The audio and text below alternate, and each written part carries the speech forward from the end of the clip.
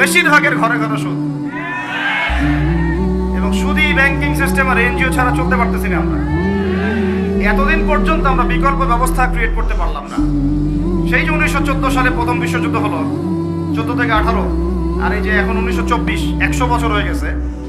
Ottoman এম্পায়াররা হেরে গেল, ওদেরকে হারিয়ে দেওয়া হলো আর কি। ভিতরের গাদ্দার কিছু ছিল, এরা আবার ব্রিটিশদের সাথে মিত্রতা করে এদের বিরুদ্ধে বিদ্রোহ করেছিল। এই বিগত 100 বছরে আমরা এখন পর্যন্ত এগুলোর বিকল্প ব্যবস্থা প্রণয়ন করতে পারি নাই। আপনি বলছেন হারাম, সবাই বলছেন হারাম, আর সমাজ বলছে কি শুধু হালাল না, সমাজ তো ফরজ করে নিয়েছে। নাউজুবিল্লাহ।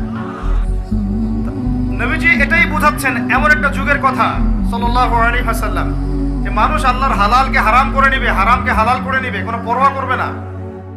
তালি দালামাতু রাব্বাতুহা, মাদক হালাল না হারাম? তাহলে কিভাবে মাদক লাইসেন্স পেতে পারে?